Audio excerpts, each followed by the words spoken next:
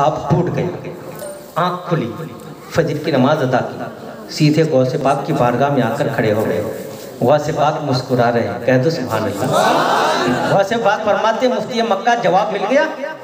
کہا حضور جواب مل گیا۔ کہا کیا جواب؟ اس نے جواب سنایا کہ سرکار کے غسل کے اس پانی کو اللہ کے حکم سے اللہ کے فرشتے اوپر لے گئے، اس کا بادل بنایا، اب وہ بادل جہاں جہاں برسے گا اس کی ایک ایک بوند پر ایک ایک مسجد تعمیر ہوگی۔ تو غوث پاک مسکرا رہے ہیں اور فرما رہے مفتی مکہ یہ جواب تجھے کس نے بتایا؟ یہ جواب تجھے کس نے بتایا؟ مفتی مکہ نے کہا سرکار نے بتایا۔ غوث اعظم فرماتے مفتی مکہ سچ بتا یہ جواب تجھے کس نے بتایا؟ پھر مفتی مکہ بولا کہ سرکار نے بتایا۔ غوث اعظم تیسری بار پھر فرماتے ہیں مفتی مکہ سچ سچ بتا یہ جواب تجھے کس نے بتایا؟ مفتی مکہ بولا ہاں مجھے سرکار نے بتایا۔ غوث اعظم فرماتے رہے مفتی مکہ یہ جواب تجھے سرکار نے بتایا یا سرکار کے پیچھے جو کھڑا تھا اس نے بتایا؟ ارے ہم اور آپ خواب دیکھتے ہیں تو ہمارے پاس والا خواب سمجھتا ہے کہ ہم کیا دیکھ رہے ہیں؟ مفتی مکہ اپنے گھر میں سپنا دیکھ رہے ہیں، اپنے گھر میں خواب دیکھ رہے ہیں۔ غوث اعظم اپنے قیام گاہ میں یہاں سے دیکھ رہے ہیں کہ جواب کون دے رہا ہے۔ مفتی مکہ سے غوث پاک نے فرمایا کرے مفتی مکہ وہ جواب تجھے سرکار نے دیا یا سرکار کے پیچھے جو شخص کھڑا تھا اس نے دیا؟ مفتی مکہ تھرانے لگا، کہا حضور سرکار کے پیچھے جو تھا اس نے دیا، مگر یہ تو بتائے آپ کو کیسے پتا چلا؟ سپنے میں تو مجھے بتایا گیا، آپ کو کیسے پتا چلا؟ تو غوث پاک فرماتے ہیں مفتی مکہ سرکار کے پیچھے جو کھڑا تھا وہ کوئی اور نہیں تھا، وہ میں عبدالقادر ہی کھڑا تھا۔ نعرہ تکبیر، نعرہ تکبیر، حضور میاں کا نام، عبداللہ میاں کا نام، بدر میاں کا نام، میاں کا نام۔ اب سمجھ گئے کہ غوث پاک کی ترقی کیا ترقی ہے کہ انسان خواب میں کیا دیکھتا ہے وہ بھی بتا دیتا۔ پھر ہم نے کہا کہ سرکار کے غلاموں سے آگے نہیں بڑھ سکتی دنیا لاکھ ترقی کر جائے، سرکار کے غلاموں سے آگے نہیں بڑھ سکتی۔ دنیا نے پکارا ہم نے ترقی کر لی، ہم نے کہا کیسی ترقی کر لی؟ کہا ہم نے ترقی کر لی جرائم کو روکنے کے لیے، چوری کو روکنے کے لیے، چوری کو ختم کرنے کے لیے ہم نے سسٹم بنایا، پولیس ڈپارٹمنٹ بنائی، تھانہ بنایا، کورٹ کچہری بنا دی۔ چور جب چوری کرتا ہے اسے پکڑ کے ہم جیل میں ڈالتے ہیں، لیکن بتاؤ جب وہ جیل سے چھوٹتا ہے تو پھر تو چور ہی بنتا ہے، پھر تو چوری کرتا ہے۔ تو چوری ختم ہوئی؟ چوری تو ختم نہیں ہوئی نا۔ میں نے کہا تیری ترقی یہ کہ چور کو اٹھا کے جیل میں ڈالتے اور گھوس لے کے چھوڑ دے، پھر وہ چوری کرے۔ اور نبی کے غلاموں کی ترقی یہ ہے کہ ایک رات میں چور کو ولی بنا دیتا ہے۔ اور زور سے بولے سنا دو۔ اور سرکار غوث پاک اپنی خانقاہ میں بیٹھے، ایک شخص آیا، عرض کیا حضور میں مرید ہونا چاہتا ہوں۔ غوث پاک نے کہا ہاتھ بڑھا۔ اس نے کہا ہاتھ تو بڑھا دوں گا، مرید تو ہو جاؤں گا، لیکن میری دو شرطیں ہیں۔ کہا کیا شرط ہے؟ ایک شرط یہ ہے کہ میں چوری کرتا ہوں، میں چور ہوں اور میں چوری کرنا نہیں چھوڑوں گا۔ دیکھ رہے ہیں کتنی بڑی شرط ہے۔ پیر کے سامنے کوئی مرید آ کے کہے کہ میں چوری کرتا ہوں، چوری کرنا نہیں چھوڑوں گا، مجھے مرید کر لو، تو آج کل مجھ جیسا کمزور پیر ہوتا نا تو اس کو اٹھا کے تماچا مار دیتا کہ بھگ، یہ بولتا نا۔ لیکن غوث پاک کی نگاہ بہت دور تک دیکھتی ہے۔ غوث پاک فرماتے ہیں استغفر اللہ، شریعت کے خلاف کام کرے گا اور مجھ سے مرید ہونے آیا۔ اگلی شرط بتا۔ کہ حضور اگلی شرط یہ ہے کہ میں نماز نہیں پڑھتا ہوں اور میں نماز بھی نہیں پڑھوں گا، ان دو شرطوں کے ساتھ مجھے مرید کیجیے۔ غوث پاک نے کہا کہ شریعت کے خلاف کام کرے گا اور عبدالقادر کا غلام ہونے آیا ہے، چل یہاں سے تیرے لیے کوئی راستہ نہیں۔ لیکن اس چور نے گھٹنا ٹیک دیا، ہاتھ جوڑ لیا، کہا حضور آپ کا دربار تو وہی دربار ہے نا جہاں بڑے بڑے چور آ کر ابدال بن گئے ہیں، مجھے بھی تو آپ بنا دیجئے، آپ کو آپ کی ماں کا واسطہ۔ غوث پاک کو ترس آیا۔ غوث پاک نے کہا چل تیری دو شرطیں منظور۔ دنیا کا کوئی پیر شرط منظور کر سکتا ہے؟ ارے بولو نا۔ آپ بولتے کیوں نہیں؟ بولیے نا، نہیں کر سکتا نا؟ نہیں چوری کروں گا مجھے مرید کیجئے، میں چوری کرتا رہوں گا اور نماز بھی نہیں پڑھوں گا مجھے مرید کر لیجئے، کوئی نہیں لے سکتا۔ لیکن وہ غوث پاک ہے، سب سے بڑے پیر ہے، فرماتے چل تیری 2 شرط منظور، لیکن میری ایک شرط مان لے، میری ایک شرط مان لے۔ اس چور نے کہا کہ چلیے آپ کی ایک شرط میں مان لوں گا، میری 2 شرط آپ نے منظور کر لی، میں آپ کی ایک شرط مان لوں گا۔ کہا شرط کیا؟ غوث پاک نے کہا شرط یہ ہے کہ جہاں بھی رہے، جس حال میں بھی رہے، جب اذان کا وقت ہو تو اذان دے دینا۔ کہہ دو سبحان اللہ۔ غوث اعظم نے نبض پکڑ لی، کیا کہا؟ تو جہاں بھی رہے اور جس حال میں بھی رہے، جب اذان کا ٹائم آئے تو اذان دینا۔ اس نے کہا یہ تو کوئی بات نہیں، کوئی مسئلہ ہی نہیں، ٹھیک ہے شرط منظور ہے۔ غوث پاک نے مرید کر لیا۔ اب وہ گھر گیا، گھر جا کر گھر کے اندر اپنے کمرے میں بیٹھے بیٹھے جب بھی اذان کا وقت ہوتا وہ اپنے کمرے میں اذان دیتا۔ ظہر کا وقت آیا اذان دینے لگا، عصر کا وقت آیا اذان دینے لگا، اپنے کمرے میں بیٹھے بیٹھے۔ بیوی بھی تنگ آ گئی، اس کی بیوی نے پوچھا کیا بات ہے؟ لے دے کے اذان، لے دے کے اذان، نماز تو پڑھتا نہیں ہے، اگر اذان دینے کا شوق ہے تو محلے کی مسجد میں چلا جا، وہاں جا کے اذان دے دے، نماز بھی پڑھ لے۔ تو نماز تو پڑھتا نہیں ہے، صرف اذان دیتا ہے، کمرے میں بیٹھے بیٹھے اذان دیتا ہے، یہ کیا طریقہ ہے؟ اس نے کہا کہ نہیں، میں نے عبد القادر سے وعدہ کر لیا ہے، میری جان تو جا سکتی ہے لیکن میں وعدہ نہیں توڑ سکتا، اذان کا ٹائم جب بھی ہوگا میں جہاں بھی رہوں گا اذان دے دوں گا۔ بیوی نے کہا چل ٹھیک ہے تیرا معاملہ تو جانے، لیکن گھر میں کھانا ختم ہے، روٹی ختم ہے، اناج ختم ہے، یہ بتا چوری کب کرے گا؟ ارے بولو زور سے بولیے نا، کیا کہا؟ چوری کب کرے گا؟ اس نے کہا وہی تو سوچ رہا ہوں کہ کون سا ایسا ٹائم نکالوں کہ جب اذان کا ٹائم نہ ہو، چوری کر کے گھر آ جاؤں اذان کا ٹائم بھی نہ ہو۔ انہیں بڑے دماغ پہ زور لگایا اور اس نے ایک ٹائم نکالا کہ 11 بجے رات کو میں نکلوں گا اور 3 بجے سے پہلے پہلے چوری کر کے آ جاؤں گا، نہ کوئی اذان کا ٹائم نہ مجھے اذان دینے پڑے۔ گھر سے نکلا، بغداد کی گلیوں میں گھوما، دیکھا ایک بہت بڑا گھر ہے، دلان کو پھاند کے اس پار گیا، اندر گیا، جانے کے بعد جب کمرے تک پہنچا، کمرے کا دروازہ کھولا، جب دروازہ کھولا نا تو دیکھتا رہ گیا، دیکھا کیا پورے کمرے میں سونے کے سکے پڑے ہوئے ہیں۔ اس نے سونے کے سکوں کو اپنے بوریے میں بھرنا شروع کیا، بھرتے بھرتے بھرتے بھرتے رب کی مرضی شامل تھی، اسے ٹائم کا پتہ نہ چلا، ادھر فجر کی اذان ہو گئی۔ ابھی وہ بوریا باندھ کے سر پہ اٹھائی ہے تھا کہ چاروں طرف سے اذان کی آواز آنے لگی، فوراً اسی گھر کے برآمدے میں آ کر بوریا کو سامنے رکھا اور اذان دینا شروع کر دیا۔ اب بولیے اذان دینا شروع کر دیا۔ اب گھر کے اندر کوئی اذان دے تو گھر میں کوئی سوئے رہے گا؟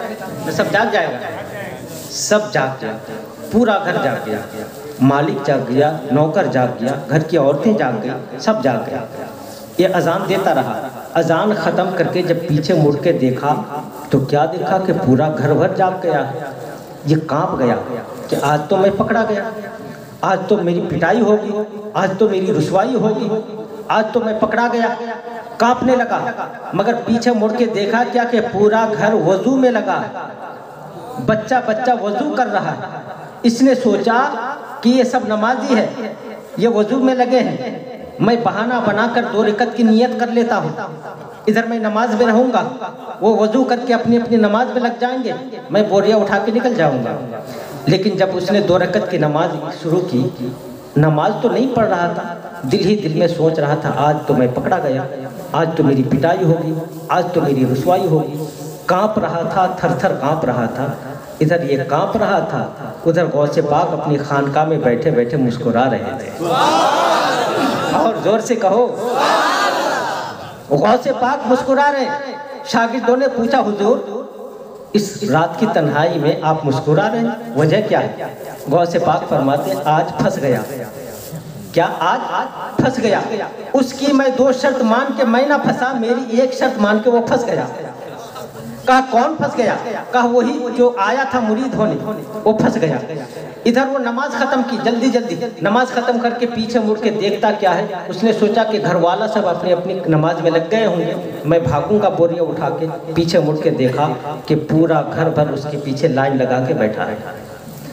قطار باندھ کے بیٹھا ہے اور کہہ رہا حضور وقت گزر رہا ہے، آپ حکم دے تو ہم اقامت پڑھیں، جماعت ہو جائے۔ کیا کہا؟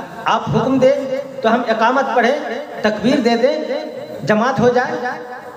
اس پلٹ کے ہاتھ جوڑ لیا، کہا بھائی میں کوئی ولی نہیں ہوں، میں کوئی امام نہیں ہوں، میں کوئی عالم نہیں ہوں، میں ایک چور ہوں۔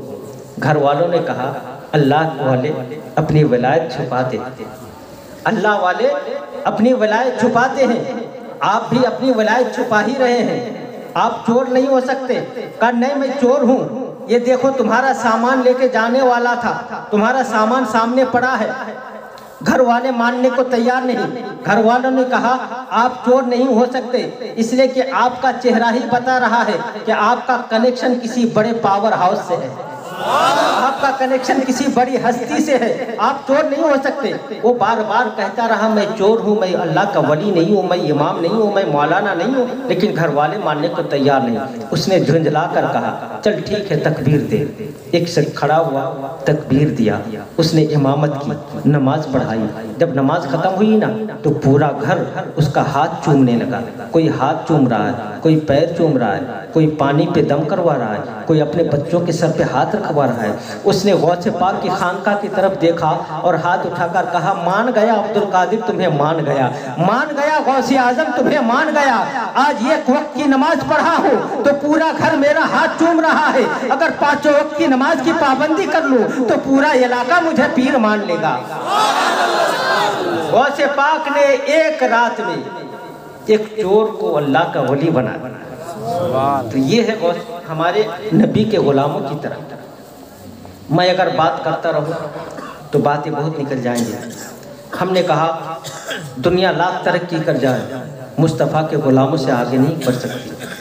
زمانہ بول اٹھی، ہم نے بہت ترقی کر لی، کتنی ترقی کی، اور نبی کے غلاموں کی ترقی کیا ہے۔ چلو لاہور کی سرزمین پر ایک اللہ کا ولی ہے، حضرت پیر مہر علی شاہ، راستے میں بیٹھے تسبیح کھلا رہے، ایک داروغہ ادھر سے گزرا، کاندھے پہ بندوق ہے۔ داروغہ نے چھیڑنا چاہا کہ فقیر بیٹھا ہے، کہا بابا کیا کر رہے ہو؟ پیر مہر علی شاہ نے نگاہ اٹھائی اور اس داروغہ سے کہا داروغہ تم کیا کر رہے ہو؟ داروغہ نے کہا میں ڈیوٹی کر رہا ہوں۔ پیر مہر علی شاہ نے کہا میں بھی ڈیوٹی کر رہا ہوں۔ داروغہ نے کہا بابا تم کس کی ڈیوٹی کر رہے ہو؟ پیر مہر علی شاہ نے کہا تم کس کی ڈیوٹی کر رہے ہو؟ داروغہ نے کہا میں گورنمنٹ کی ڈیوٹی کر رہا ہوں۔ تو پیر مہر علی شاہ نے کہا میں مدینے والے مصطفیٰ کی ڈیوٹی کر رہا ہوں۔ داروغہ نے پیر مہر علی شاہ کی تسبیح کی طرف اشارہ کر کے بتایا بابا یہ کیا ہے؟ پیر مہر علی شاہ نے اس کی بندوق کی طرف اشارہ کر کے بتایا بیٹا یہ کیا ہے؟ اس نے کہا یہ بندوق ہے، یہ ہتھیار ہے۔ پیر مہر علی شاہ نے اپنی تسبیح ہلا کر کہا یہ بھی ہتھیار ہے۔ داروغہ نے پھر پوچھا بابا یہ ہتھیار تمہیں کس نے دیا ہے؟ پیر مہر علی شاہ نے کہا بیٹا تیرا ہتھیار تجھے کس نے دیا؟ کہا میں افسر ہوں نا، مجھے گورنمنٹ نے یہ ہتھیار دیا۔ پیر مہر علی شاہ بولے کہ میں غلام ہوں نا، مجھے مصطفیٰ نے یہ ہتھیار دیا۔ حضرات ایک چیز یہاں پر میں عرض کروں، دنیا میں جتنا بڑا عہدہ ہو، جتنا بڑا منصب ہو، جتنی بڑی کرسی ہو، یہاں تک کہ پرائم منسٹر کا بھی جو چیلا ہوتا ہے، چمچہ ہوتا ہے، اسے آپ کہہ دو کہ تم پرائم منسٹر کے غلام ہو تو وہ غصہ کر جائے گا، وہ آپ کو مار دے گا، مجھے غلام کہتے ہو۔ لیکن یہ ہم سنیوں کی قسمت ہے کہ اگر کوئی ہمیں کہہ دے کہ تم مصطفیٰ کے غلام ہو تو ہمارا سینہ چوڑا ہو جاتا ہے۔ کہا تمہیں کس نے دیا؟ کہا ہمیں مدینے والے مصطفیٰ نے دیا۔ کہا بابا تمہارے ہتھیار کا کمال کیا ہے؟ پیر مہر علی شاہ نے کہا بیٹا تیرے ہتھیار کا کمال کیا ہے؟ داروغہ نے کہا میرے ہتھیار کا کمال دیکھیں گے؟ کہا دیکھوں گا۔ بندوق اٹھائی، سامنے درخت پہ چڑیا بیٹھی تھی، نشانہ ساندھا، چڑیے کو مار گرایا۔ चिड़िया ज़मीन पर गिर गई, छटपट करते करते दम तोड़ गई। पीर महर अली शाह को जलाल आया, गुस्सा आया, अपनी जगह से उठे, तस्बीह हिलाते हुए चिड़िया के पास पहुंचे और उस अपनी तस्बीह को चिड़िया के ऊपर लगाया। चिड़िया जिंदा होकर उड़ गई। कहा बेटा, तेरे हथियार का कमाल ये है कि जान लेता है और मेरे हथियार का कमाल ये है कि जान देता है। तो ये है मुस्तफ़ा के गुलामों की तरह। अगर एक एक करके मैं सुनाता जाऊं तो रात ख़त्म हो जाएगी, लेकिन बुजुर्गों के वाक़यात ख़त्म नहीं होंगे। एक वाक़या, आप अल्लाह के वली जो होते हैं उनको अल्लाह ताला बड़ा पावरफुल बनाता है, लेकिन हज़रात सिर्फ वाक़या सुनना मकसूद नहीं है। किसी ने क्या ही खूब कहा है कि न गाज़ी न सलाहुद्दीन की हाजत न गाज़ी की ज़रूरत है। सलाहुद्दीन की हाजत न गाज़ी की ज़रूरत है, अमल के नूर से किरदार साजी की ज़रूरत है। सलाहुद्दीन की हाजत न गाज़ी की ज़रूरत है, अमल के नूर से किरदार साजी की ज़रूरत है। फ़कत जलसा सजाने से मकासिद हल नहीं होंगे, है अक्सर मस्जिद खाली नमाजी की ज़रूरत है। ज़रूरत है कि हम गौसे पाक की महफिल भी सजाएं और हम अपने अंदर इस्लामी कल्चर भी लाएं। आज पूरे इलाके में पूछ लो, किसी घर में, किसी समाज में, किसी भी इंसान से पूछ लो, हर शख्स का यही जवाब होगा, हमारे घर में शांति नहीं है। हर शख्स परेशान है, घर बेचैन है, मोहल्ला परेशान है, किसी घर में चैन और सुकून की जिंदगी नहीं है। वजह क्या है? वजह सिर्फ और सिर्फ ये है कि हमारा घर इस्लामी घर नहीं बन सकता। हमारा घर 2 मंजिला 3 मंजिला बन गया, टाइल्स लगा ली, हजारों तरह किस्म के कलर लगा लिए, एयर कंडीशन लगा लिए, लेकिन घर में इस्लाम नहीं लगा सका। यही वजह है कि घर बेचैन। आज हम समझते हैं कि माफ़ करने का चैप्टर बिल्कुल ख़त्म हो गया। माफ़ करना ये चैप्टर ही नहीं है, क्लोज हो गया। आज हम माफ़ करने को तैयार नहीं होते। आज हम एक दूसरे की इज्जत करने को तैयार नहीं होते। आपको मालूम है, अपने अंदर नबी का कब अपने अंदर एहसास करो। मेरे आका ने इस दीन को तुम तक पहुंचाने के लिए कितनी तकलीफ़ें की है, कितनी ज़हमतें उठाई। आका के रास्ते में कांटे बिछाए जाते थे। आज हम और आप माफ़ नहीं करते ना, अपने भाई को माफ़ नहीं करते, मोहल्ले में किसी से अनबन हो जाए उसे माफ़ नहीं करते, लेकिन अपने नबी की सीरत देखो, रास्ते में कांटे बिछाए गए, आका पर कूड़ा करकट डाल दिया जाता था। मस्जिद में नमाज पढ़ने जा रहे हैं, एक जालिम आया, गले पे कपड़ा डाल के खींच दिया दोनों तरफ से, आका का चेहरा लाल हो गया। नमाज में सजदे में गए, एक जालिम आया, ऊंट की ओझड़ी लाकर रख दी। आका के घर में पत्थर मारे जाते थे। 6 साल सैयदा फातिमा अपने अब्बा से पूछती थी, अब्बा ये लोग मेरे घर में, हमारे घर में पत्थर क्यों मारते हैं? कभी अम्मी को लगती है, कभी मुझे लगती है। हजरात ज़रा सोचो कि उस 6 साल बच्ची पर क्या गुजरती होगी। आका फरमाते, बेटी, सैयदा फातिमा को गोद में उठा के फरमाती, बेटी घबराओ मत, परेशान मत हो, ये आज पत्थर मारते हैं ना, कल तेरे अब्बा के रास्ते में यही फूल बिछाएंगे, वक्त आएगा फूल बिछाएंगे, घबराओ मत, परेशान मत हो। आका पर इतने जुल्म सितम किए गए, इतनी तकलीफें दी गई। आका ने हिजरत की, मदीने पहुंचे। आका के बाद आका की बड़ी साहिबजादी, बड़ी बेटी हजरत सैयदा ज़ैनब हिजरत कर रही है। अभी हिजरत कर रही है, रास्ते में है, काफिरों ने, मक्के के काफिरों ने घेर लिया। पूछा, इसमें नबी की बेटी कौन है? किसी ने बताया वो जो ऊँट पे बैठी है। एक जालिम पहुंचा, नेज़ा मारा। जैसी नेज़ा मारा ना तो आका की बेटी के कांधे पे लगा। आका की बेटी ऊँट से नीचे गिरी, पेट में हमल था, बच्चा था, पेट में बच्चा शहीद हो गया।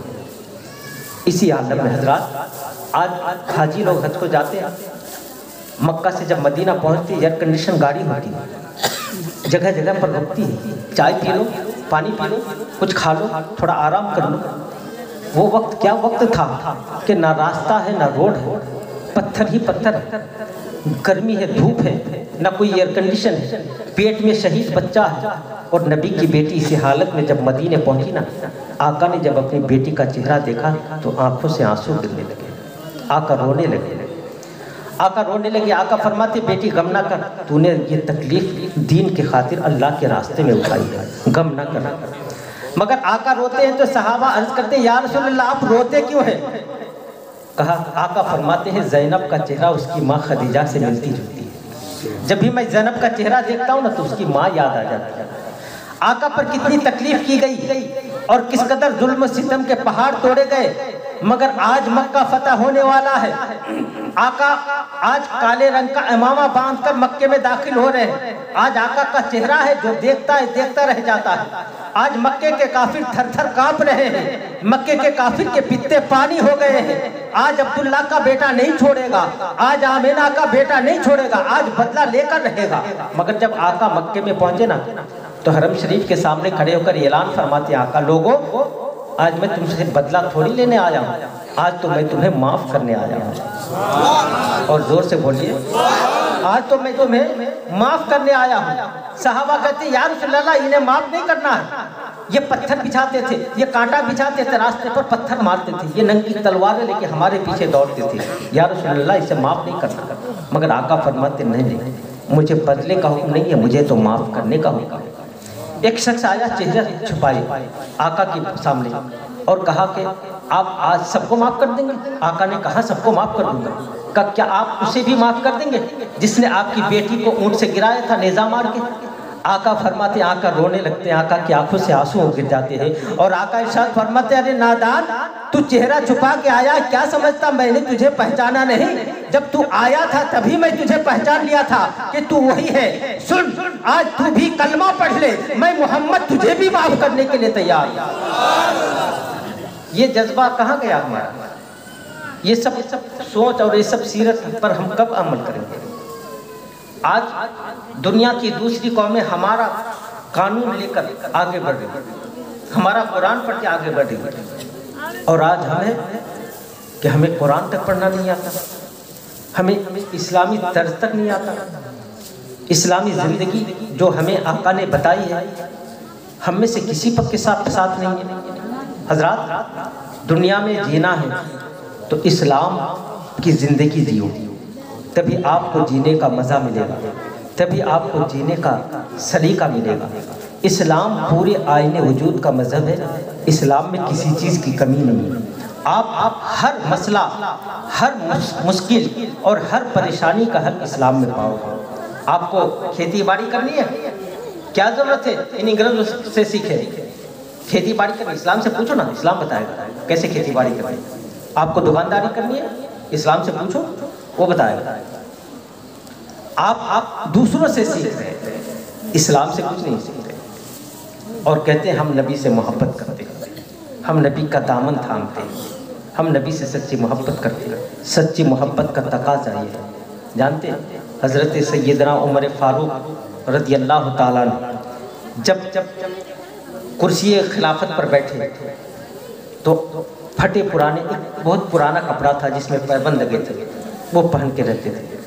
باہر دیش سے جب یہودی لوگ ملنے آتے تھے بادشاہ سے, حضرت عمر فاروق سے, تو دیکھ کے مذاق اڑاتے تھے, ہنستے تھے کہ یہ مسلمانوں کا بادشاہ کہ اس کے لباس میں 70 پیبند ہے, یہ مسلمانوں کا بادشاہ کہ جس کا کپڑا پرانا کپڑا ہے. مذاق اڑاتے تھے. تو حضرت عمر کے ساتھیوں کو برا لگتا تھا. حضرت عمر کے ساتھیوں نے حضرت عمر سے کہا عمر ایک جوڑا نیا کپڑا بنا لو, باہر سے لوگ آتے ہیں, سفیر آتے ہیں, تمہیں دیکھتے تو مذاق اڑاتے ہیں, ہمیں تکلیف ہوتی ہے. حضرت عمر فرماتے نہیں, مجھے اسی کپڑے میں رہنے دو, مجھے اسی کپڑے میں آرام ہے, اسی کپڑے میں سکون ہے. لوگوں نے بہت تدبیریں کی کہ عمر نیا کپڑا بنا لے, لیکن نہیں بناتے. بالآخر ایک دن حضرت عائشہ کے پاس پہنچ گئے. حضرت عائشہ سے کہا اے ام المومنین, اگر آپ کہو گی تو شاید عمر مان لے, آپ عمر سے کہو کہ ایک جوڑا نیا کپڑا بنوا لے. باہر سے لوگ آتے ہیں تو مذاق کرتے ہیں, ٹھٹھا اڑاتے ہیں.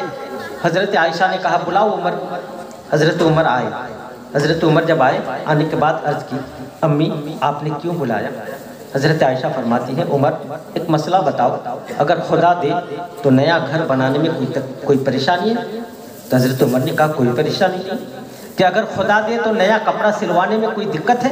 کہا کوئی دقت نہیں. کہا تو پھر عمر ایک جوڑا نیا کپڑا بنا. باہر سے لوگ آتے ہیں, کفار آتے ہیں, یہودی آتے ہیں, تو تمہیں دیکھ کر مذاق اڑاتے ہیں کہ اسلام کا بادشاہ ایسا ہے کہ جس کے کپڑے 70 جگہ پیبند لگے ہیں، تو مذاق اڑاتے، تمہارے ساتھیوں کو برا لگتا ہے۔ اتنا کہنا تھا، حضرت عمر سسکیاں باندھ کر رونے لگتے ہیں اور عرض کرتے ہیں، امی آقا کو میں نے کبھی کبھی دیکھا، لیکن آقا کو آپ نے تو ہر لمحہ دیکھا۔ آقا کو آپ نے کس حال میں دیکھا؟ آقا کس طرح کے کپڑے پسند کرتے تھے؟ آقا کس طرح کا کپڑا پہنتے تھے؟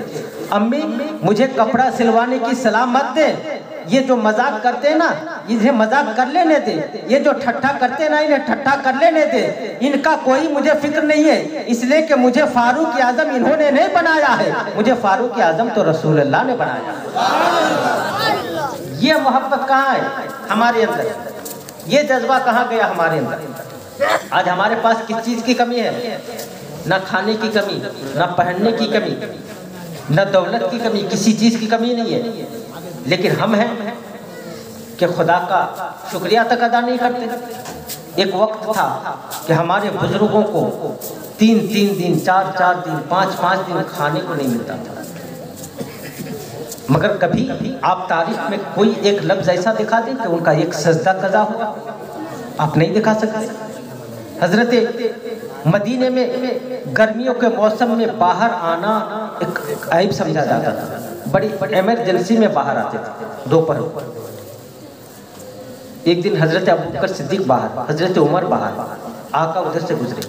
آقا نے پوچھا، عمر ابوبکر اس دھوپ میں دوپہر کے وقت تم باہر کیوں ہیں؟ حضرت صدیق اکبر فرماتے، یا رسول اللہ آج 3 دن سے میرے گھر میں چولہا تک نہیں جلا ہے، بچے رو رہے ہیں، بچوں کا تڑپنا بلکنا دیکھا نہیں جاتا، تو میں گھر سے باہر آ کے کھڑا ہوں۔ حضرت عمر سے پوچھا، عمر تم؟ کہا یا رسول اللہ سیم پوزیشن، 4 دن سے میرے گھر میں بھی کوئی چولہا نہیں جلا ہے، بچے رو رہے ہیں، پریشان تڑپ رہے ہیں، تو بچوں کا رونا تڑپنا دیکھا نہیں گیا تو میں باہر آ کے کھڑا ہوں۔ حضرت عمر حضرت صدیق اکبر کے بیچ میں آقا کھڑے تھے، آقا بیٹھ جاتے ہیں اور آقا بیٹھ کر عرض کرتے ہیں، ارشاد فرماتے ہیں، ابوبکر تم نے 3 دن سے کچھ نہیں کھایا، عمر تم نے 4 دن سے کچھ نہیں کھایا، آج تیرے نبی نے 9 دن سے کچھ نہیں کھایا ہے۔ حضرات آج ہم کھاتے ہیں اور کھانے کی بے حرمتی بھی کرتے ہیں، کھانا کھاتے ہیں کھانے کو پھینک دیتے ہیں۔ یار کبھی تو سوچو کہ آقا 9 دن بھوکے رہتے تھے، آقا کے صحابی 5 6 دن بھوکے رہتے تھے، آقا کی لاڈلی پیاری بیٹی سیدہ فاطمہ 9 دن بھوکی رہتی تھی۔ آقا بیٹھ جاتے ہیں، کرتا اٹھا کے دکھاتے ہیں، پیٹ میں پتھر بندھے ہیں۔ ایک دیوانہ آیا، کہا یا رسول اللہ میرے گھر میں دعوت قبول فرما لیں۔ آقا گئے، روٹیاں رکھی، کچھ گوشت رکھے، تو آقا نے ایک روٹی لی، اس میں چند بوٹیاں رکھ کے موڑا اور حضرت عمر کو دیا کہ جاؤ جا کے میری بیٹی فاطمہ کو دیا۔ کہا کیوں؟ کہا آج 9 دن سے تیرا نبی بھوکا ہے نا، تو آج 9 دن سے فاطمہ بھی بھوکی۔ مگر سجدے کا عالم یہ ہے کہ رات بھر سجدے کرتی ہے، رات بھر جاگ کر عبادت کرتی ہے۔ حضرت علی فرماتے ہیں کہ ایک دن حضرت سیدہ فاطمہ کو بخار، اتنا بخار کے کانپ رہی تھی۔ میں نے کہا فاطمہ آج رات آرام کر لو، تمہیں بخار ہے، لیکن رات پوری رات جاگ کر عبادت کی۔ فجر کی نماز پڑھ کے آیا نا، تو پھر دیکھتا کیا ہوں کہ سیدہ فاطمہ چکی پہ بیٹھ کے آٹا پیس رہی ہے۔ تو میں نے ہاتھ پکڑ لیا، فاطمہ حد کرتی ہو، رات جاگ کر پوری رات جاگ کر تم نے عبادت کی ہے، ابھی تو آرام کر لو۔ سیدہ فاطمہ فرماتی ہے میرے سرتاج، رات کو جو میں نے عبادت کی ہے خدا کی رضا کے لیے کی ہے، اور یہ دن کو محنت کر رہی ہوں اپنے سرتاج کی رضا کے لیے کر رہی ہوں۔ تو اس طرح کے سوچ اپنے اندر ڈالیے۔ اسلام صرف نام کا نام نہیں ہے کہ ہمارا نام عبد الرحمن ہے تو ہم مسلمان ہیں، جی نہیں۔ اسلام اور مسلمان بننا بہت دشوار ہے، لیکن اگر آپ پڑھنا چاہیں تو بہت آسان ہے، آپ بننے کو تیار ہی نہیں۔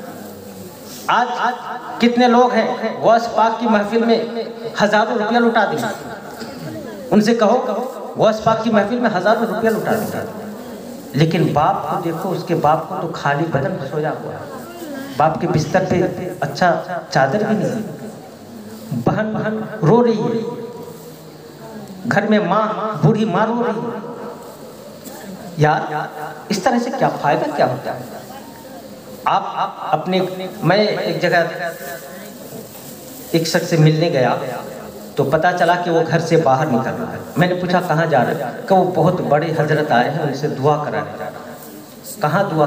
کہا کہ 40-50 کلومیٹر دور پہ ہیں, بہت بڑے حضرت آئے ہیں ان سے دعا کرانے جا رہے ہیں. میں نے کہا ٹھہر,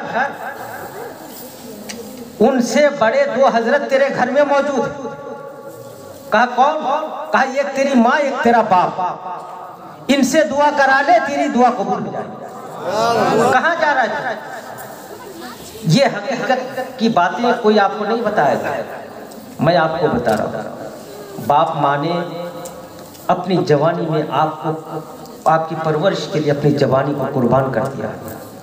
آج ماں باپ بڑھاپے کے عالم میں پہنچا ہے تو آپ اس کو ٹائم نہیں دیتے, آپ اس کے پاس نہیں بیٹھتے. آج کا جوان تو ابھی پتہ نہیں کون سا آپ بیان کر رہے تھے کہ فیس بک اور واٹس ایپ میں مصروف ہے. آج کا جوان فیس بک اور واٹس ایپ میں لگا ہوا ہے.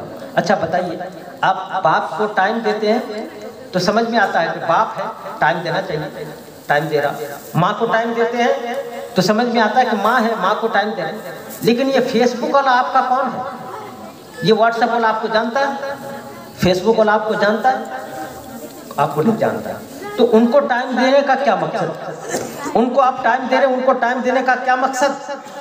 زندگی خدا نے اس لیے نہیں دی ہے کہ تم رات بھر جاگ کر گندی فلمیں دیکھو, فیس بک اور واٹس ایپ کے حوالے کر دو. زندگی اس لیے نہیں ہے, بلکہ زندگی کس لیے ہے؟ میرے تاج الشریعہ فرماتے ہیں زندگی یہ نہیں ہے سبھی کے لیے, زندگی ہے نبی کی, نبی کے لیے. زندگی جینا ہو تو اپنے اسلاف کی تاریخ پڑھو, اپنے اسلاف کی زندگی پڑھو اور اسی کے آئینے میں اپنی زندگی گزارو, تب آپ کو کامیابی ملے گی. حضرات باتیں بہت کرنے کی تھی مگر رات بھی کافی ہو گئی. اب میں اپنی گفتگو کو یہیں ختم اجازت سے اچھا پڑھ دوں گا انشاءاللہ. ایک بار درود پاک سنائیے. اللہم